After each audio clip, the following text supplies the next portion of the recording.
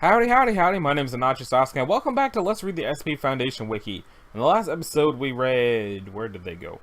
The Pacifier, Hot Springs, Delicious Chocolates, Mr. Hot, and Mouth of Truth. Some of them were terrifying, some of them were lovely. Some of them were probably lovely, but also terrifying, and I just missed the bad bit. In this episode, we're going to be covering Birthworm, Hungrybox, The Labyrinth, Matchbox Full of Winter, and Startling Statue. The majority of that sounds terrible. Let's check it out. Birthworm. Ugh. Mucus scraped from the birthworm. 646. SCP-646 is kept in Customized Containment Unit 9277 in Biosite 66. The floor is to be rinsed daily and drain gates are to be checked weekly for buildup. I already don't like where this is going. Personnel are to wash 646 once every 2 weeks with warm water and gentle scrubbing tools. Basic low-hazard decontamination showers are to be performed by personnel after this wash. The subject does not seem to require sustenance. A daily serving of 10 kilograms of high-quality edible material is allotted to promote relative activity.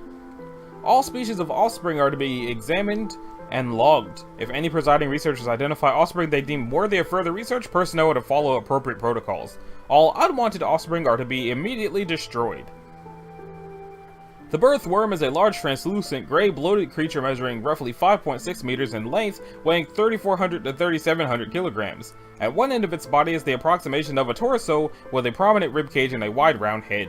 7 sets of 3-jointed limbs are located evenly spaced down the front of the body.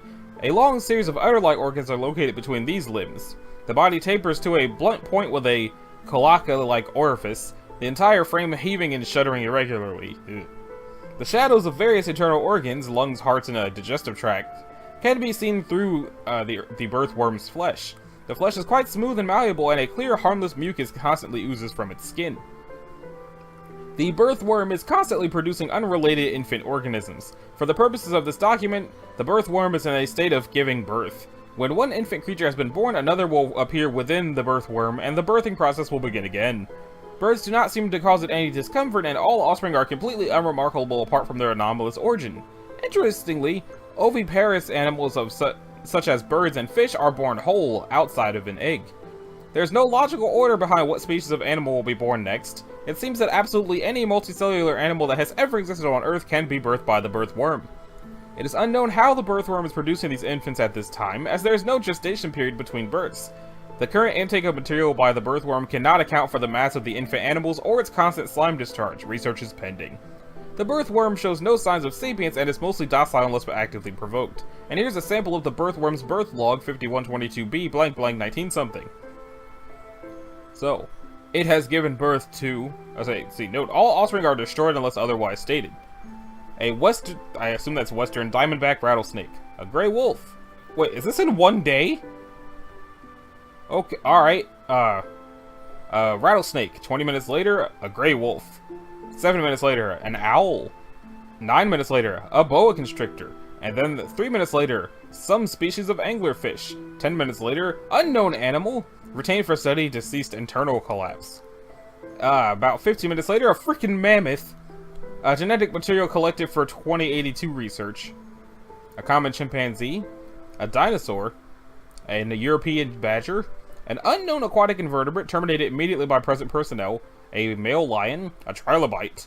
Retained for study since deceased. A white-nosed coati. A North Pacific right whale.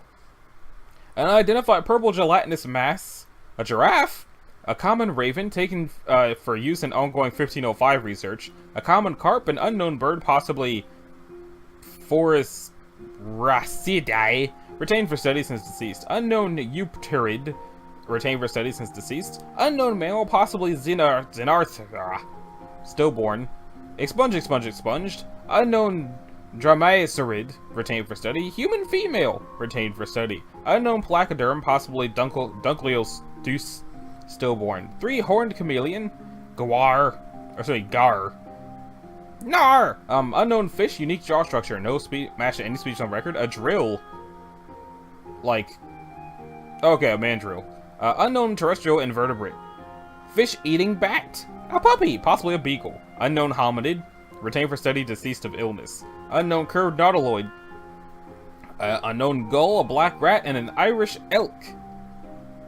And all of this was in the time between 11:43 in the morning to 6:10 in the evening. Wow.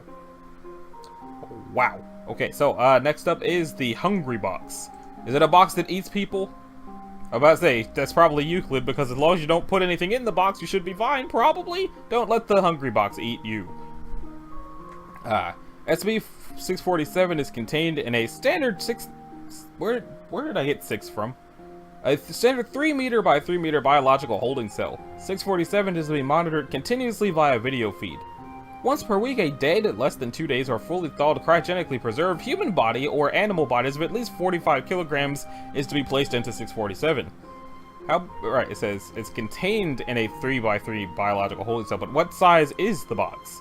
Following completion of 647's digestive cycle, the enclosure is to be cleaned by disposable dudes.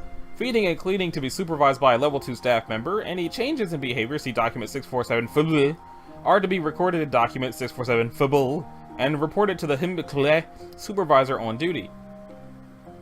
Description: 647, when observed via video feed, is a cardboard box appropriately sized for 35cm CRT type television. When a live human being hereafter subject is within 1.5 meters of the object, 647 will change its dimensions such that the subject can fit inside it easily. If multiple subjects are within 1.5 meters, the dimensions will adjust to be most appealing to the subject with the most disheveled appearance. When a subject enters 647, the flaps of the box will close and are unable to be opened. In testing, the flaps resisted a force in excess of 30 kilonewtons. Once the flaps close, 647 will secrete a digestive fluid that is absorbed by the subject's skin and dissolves soft tissues from the inside out. Once the subject is completely dissolved, the fluid liquids are absorbed by 647 and undissolved elements, e.g. bones and clothing, are forcibly expelled. Which I imagine it's just the box opens its flaps a little bit and goes and then the bones just clatter against the wall. In the wild, the solid waste will be expelled into a source of cover, e.g. a bush or high grass, or over low fences. The entire digestive process takes approximately 10 minutes. 647 does excrete waste products. The waste is ordinary water mixed with a fluid visually similar to motor oil. Analysis of the oil-like liquid is ongoing. As the time since the last feeding increases, the transformation becomes more elaborate, including a blanket and lining of newspaper after 2 days, cans of food after 3 days, and bottles of alcoholic beverages after 5 days. Okay, so it's a box that specializes in eating homeless people. Its natural habitat is an urban environment. 647 chooses one spot, usually in the corner of an alleyway out of direct view of main streets. After feeding 2 or 3 times, it will relocate, usually during the night. Locomotion is achieved by means of movement of the flaps. It has also been known to actively attack a subject rather than waiting for them to enter on their own. Attacks have been triggered by attempts to damage 647, attempts to remove extra components manifested by 647, and time periods of more than 7 days between feedings. In addition, after 8 days, it will attempt to relocate. If blocked, it will spray a caustic liquid similar to its digestive juices onto all nearby objects, including walls, causing them to dissolve over 15 to 20 minutes depending on composition and mass. 647 is self-repairing. Fibrous tendrils will grow across any tears, taking on the appearance of duct tape after approximately 1 hour, and appearing as cardboard matching the rest of the surface after 24 hours. When set on fire, it will let out a loud human-like shriek and attack any subject in range while the surface will redacted. Circumstances of retrieval. A sharp decline in the number of indigent persons with no correlating increase of admissions to homeless shelters in redacted was noted by routine data mining. Agents were dispatched to investigate. After a 10-day search, agents located the source of the decline, 647, as it was defeating in a drainage culvert. And here we have 647 Fabul excerpts. 1 dead human body, time of death plus 12 hours placed within 647. I assume that means what Todd means. Corpse consumed without incident. 60 dead lab rats, total mass 50 kilograms. Alright, consumed without incident. 55 kilograms of ground beef placed within 647. It attacked the objects within the room with caustic fluids. Note, similar tests with multiples of a single body part, headless rats and headless cadavers produce similar aggressive behavior. It appears that 647 needs to process a complete organism but does not object to a corpse less than 2 days old. Doctor redacted. I wonder why the doctor's name was redacted. In any case, the labyrinth. It's Euclid, and it looks like it's made of trees. Or hedges. As SCP-648 cannot be moved, it is contained on site under the cover of a secondary entrance that is closed indefinitely for maintenance.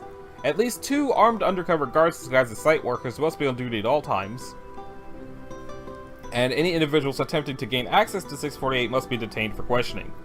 Exploration or experimentation within 648 may only be performed with prior permission from at least 1 level 4 personnel. Description: SCP-648 is a hidden entrance of the blankety-blank hedge maze near Data Expunged. Although no official record of this entrance exists, evidence suggests that 648 was incorporated into the hedge maze shortly after its construction. When subjects enter the maze via 648, they are displaced to what appears to be an extra-dimensional space separate from the real maze. So far, several anomalous properties have been observed. 1. The maze behind SCP-648 blocks all radio transmissions, preventing communication or remote recordings of the inside of the maze.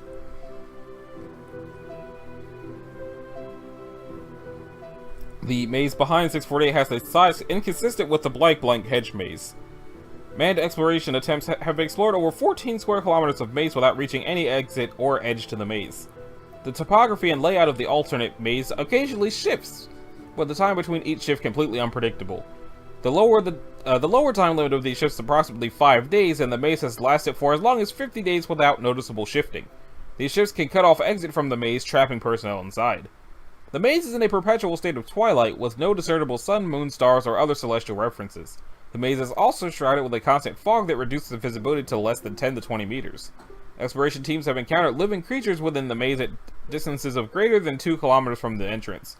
These creatures appear to be data expunged and have proven to be extremely dangerous, and as such all teams should try to avoid them if at all possible. 648 came to the Foundation's attention on blank 19-something after 2 young children discovered the anomalous entrance and disappeared inside. Amnestics were administered to the parents of the children and several witnesses, and a cover story planted. Addendum 1, Initial Exploration Log. After attempts to remotely explore the maze failed due to the inability to transmit radio signals from within, a manned exploration of the maze was approved by O5 blank and conducted on blank 2000 blank by members of Mobile Task Force Data Expunged led by Agent Blank K. After traversing approximately 3 kilometers within the maze, the team encountered a Data Expunge which roared loudly and charged the team. Although agents were able to kill the creature using their personal firearms, the sounds of additional Data Expunge approaching from nearby forced the team to retreat before they were able to collect any samples that could be analyzed later. Agent K blank has requested additional firepower for further exploration attempts. Exploration log blank 2000 blank.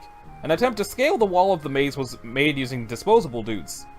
Although extremely difficult due to the anomalous slipperiness of the wall and the presence of thorns and Data Expunged, Subject Disposable 6443 was finally able to scale a wall after being attached to a high-strength tether with over 500 meters of line. Experiment team noted that the voice of D6443 was extremely muffled and distant, despite being no more than 2 meters away from the team. They were instructed to explore the immediate area and try to find a connecting passage. After approximately 18 minutes and over 350 meters of line played out, the line suddenly went taut and immediately slackened.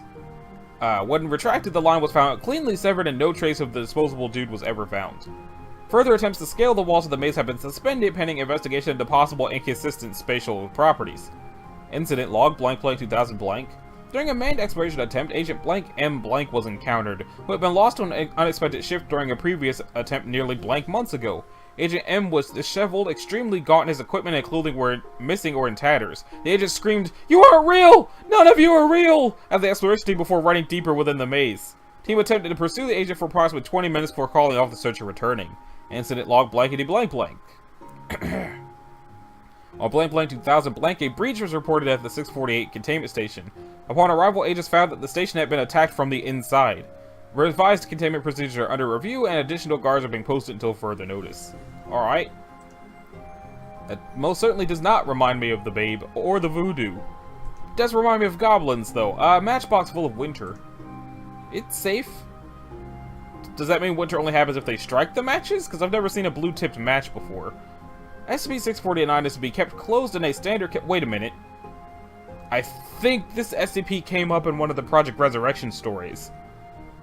I believe that this came up during Project Resurrection at some point. Walt Disney was involved. There was some craziness with Director Gillespie, however you say her name. I do believe these came up at one point. Anyway. It should not be open unless testing is being performed. 649 is not to be removed from its containment chamber unless testing is being performed. In case of containment failure, heating implements should be placed in the cell to inhibit 649's effect. SCP-649 is a Diamond brand matchbox containing standard 32 match count. It has a mark on the underside of the box resembling a snowflake. Whenever it is left open for more than 15 minutes or one of its matches is struck, its anomalous properties will manifest. Note that striking a match does not light it or appear to alter it in any way. The Area 649 is held and will experience a sudden decrease in temperature followed by strong winds. These winds will still develop if the item is indoors. When the temperature in the area of 649 inhabits reaches 0 degrees Celsius, it will begin to exude large amounts of snow and sleet in a manner similar to SCP-2082, which that is the second time I've seen that mentioned today. In addition, 649's area of effect will rapidly increase to a radius of 1 kilometer. These sleet and snow will be continuously produced by 649 until the entire radius is covered by a snowfall at least 3 meters deep with a temperature of below negative 30 degrees Celsius. Its area of effect will expand at a rate of 15 meters an hour continuously. In addition, tundra-like conditions will develop near the epicenter of its effect, expanding at the same rate. The temperature within 649's radius will stay at a constant negative 45 degrees Celsius. This effect will continue indefinitely, with the only known means of halting the expansion of the area of effect being to close its lid. SCP-649 was recovered on June 19, 1987 from Blank, West Virginia. Reports had reached Foundation operatives indicated that the town was experiencing blizzard conditions, which prompted investigation, because it was June. 649 was found in the center of the town, within a cemetery. The agents were able to contain it on April 16, 1987, classifying it as Euclid.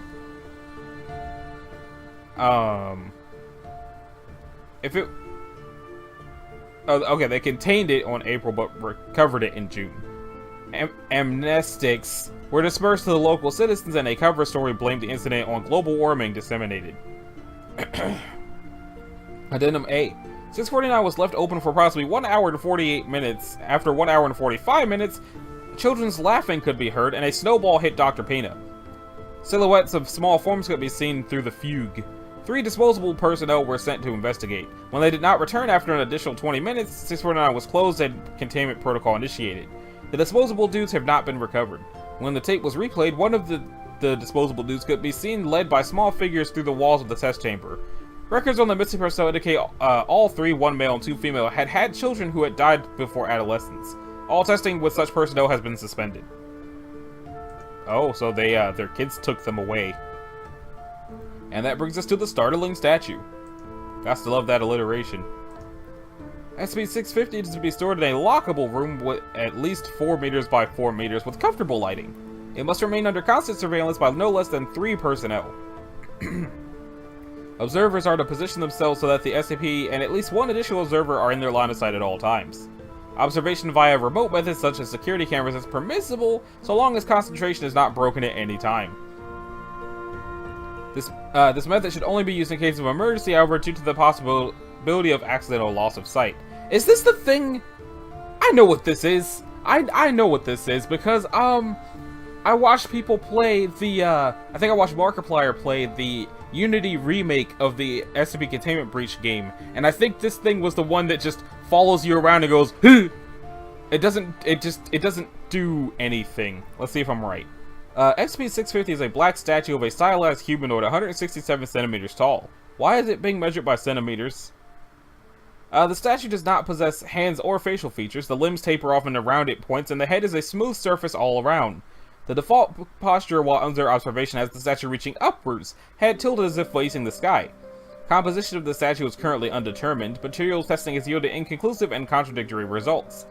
If the statue is not being observed, it will relocate itself to a point immediately behind whoever is in the containment site and assume a threatening posture. No noise is made during this relocation process, so the precise method of locomotion is as yet unknown. The relocation point and posture are typically close enough to indicate or to induce an automatic fight or flight response in the observer once they turn around and see it. However, it should be noted that the SCP has not yet shown any signs of active aggression or hostility. Based on trial responses that varied the amount of time between breaking and re-establishing line of sight, its purpose does not seem to be to attack but merely to startle. The reason for this is unknown, and no further research is pending to determine its motives.